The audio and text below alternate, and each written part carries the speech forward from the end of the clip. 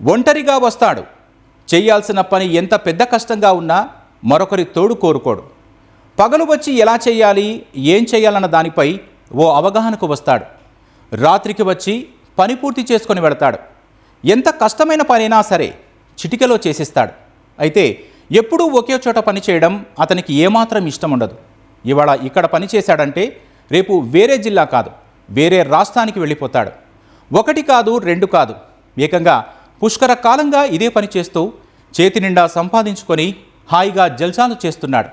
ఇంతకీ అతను చేసే పనేంటి? ఎందుకు ఎప్పుడూ ఒకే చోట పని చేయకుండా వేర్వేరు ప్రాంతాలకు మకాం మారుస్తుంటాడు?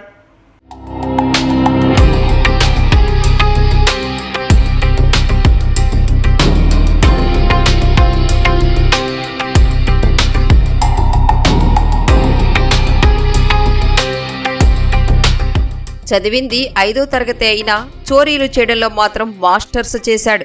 దొంగతనాలు చేయడంలో అతని స్టైలే వేరు. ఒక చోట దోపిడీకి పాల్పడ్డాడంటే మళ్లీ అక్కడ ఎట్టి పరిస్థితుల్లోనూ మరో చోరీ చేయడు. జిల్లాలు, రాష్ట్రాలే మారుస్తుంటాడు. పైగా చిన్న చిన్న దొంగతనాలు కూడా చేయడు. ఏకంగా జ్యువెలరీ దుకాణాలపైనే కన్నేస్తాడు. ఒక్కడే వస్తాడు. ఒంటరిగా దోచుకుని దర్జాగా వెళ్ళిపోతాడు. 13 ఏళ్లుగా పోలీసులకు చిక్కకుండా తప్పించుకుని తిరుగుతున్న మోస్ట్ వాంటెడ్ అంతర్రాష్ట్ర దొంగ పల్నాడు పోలీసులకు చిక్కాడు.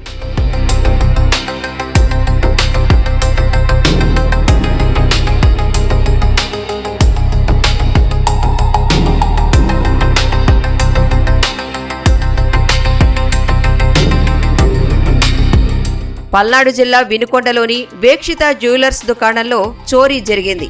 దుకాణం వెనుక భాగంలో ఉండే ఏసీ బాక్సులను తొలగించి దుండగులు లోపలికి ప్రవేశించి బంగారం దోచుకెళ్లారు. దుకాణం యజమాని ఫిర్యాదుతో రంగంలోకి దిగిన పోలీసులు సీసీటీవీ ఫుటేజ్ పరిశీలించారు. తెల్లవారుజామున 2 గంటల నుంచి 3 గంటల ప్రాంతంలో దొంగతనం జరిగినట్లు నిర్ధారించారు. అయితే ఆ సమయంలో ఒకే ఒక వ్యక్తి ఆ ప్రాంతంలో సంచరించినట్లు గుర్తించిన పోలీసులు వినుకొండ నుంచి గుంటూరు వరకు జాతీయ రహదారిపై ఉన్న అన్ని సీసీ కెమెరాల ఫుటేజ్లు పరిశీలించారు. సాంకేతిక ఆధారాల ఆధారంగా ఈ చోరీకి పాల్పడింది మోస్ట్ వాంటెడ్ దొంగ పొట్టి రఫీగా గుర్తించారు. ప్రస్తుతం ఖమ్మంలో ఉంటున్న రఫీ పుట్టి పెరిగిందంతా వినుకొండలోనే. బంధువులు ఇక్కడ ఉండటంతో తరచూ వచ్చిపోతుంటాడు.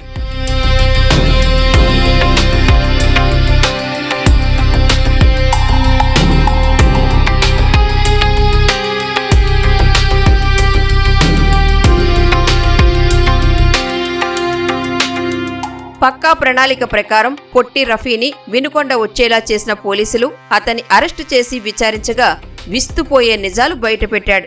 2013 నుంచి దొంగతనాలు చేస్తున్న రఫీ రాష్ట్ర వ్యాప్తంగా 30కి పైగా చోరీలకు పాల్పడ్డాడు. ఉమ్మడి గుంటూరు, ఉమ్మడి ప్రకాశం, నెల్లూరు, చిత్తూరు జిల్లాల్లోని అనేక పట్టణాల్లో సుమారు 25 చోరీ కేసులుండగా నమోదు కాని కేసులు కూడా ఉన్నట్లు పోలీసులు గుర్తించారు. నిందితుడు రఫీ వద్ద నుంచి సుమారు 27 లక్షల విలువైన సొమ్ము స్వాధీనం చేసుకున్నారు. రఫీ కేవలం బంగారం దోచుకోవడమే కాక పారిపోయేందుకు బైకులు, కార్లు సైతం చోరీ చేసేవాడని పోలీసులు తెలిపారు.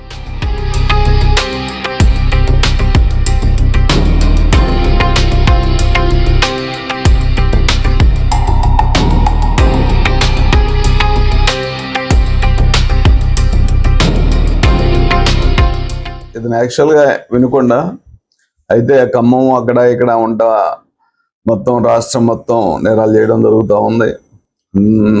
రాష్ట్రం మొత్తం మీద ఇప్పటి వరకు దాదాపు 25 నేరాలు చేశాడు. మన బంగారం కొట్ల సందులో మెయిన్ బజార్లో వీక్షిత జ్యువెలర్స్లో పైనుంచి కన్నం చేసి లోపలికి వెళ్ళి ఈ కనిపించేటువంటి 7 కేజీల వెండిని తస్కరించి వెళ్ళాడు. దాన్ని మొత్తం ఇంటాక్ట్ రికవరీ చేయడం జరిగింది. అలాగే అద్దంకికి సంబంధించి, మదనపల్లికి సంబంధించి, గిద్దలూరుకి సంబంధించి కూడా కొన్ని అతను కన్ఫెస్ చేసిన దాని మీద అద్దంకి సంబంధించి ఒక 1 lakh క్యాష్ రికవరీ చేయడం జరిగింది.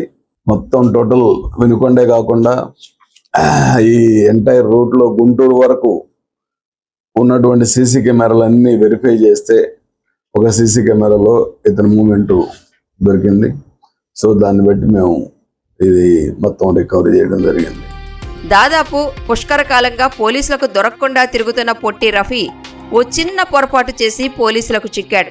ఇప్పుడు ఉన్న సాంకేతిక ఆధారాలతో దొంగలు తప్పించుకోవడం అంత ఈజీ కాదని, ఎట్టి పరిస్థితిలోనూ పట్టుకుని జైలుకు పంపిస్తామని పోలీసులు హెచ్చరించారు.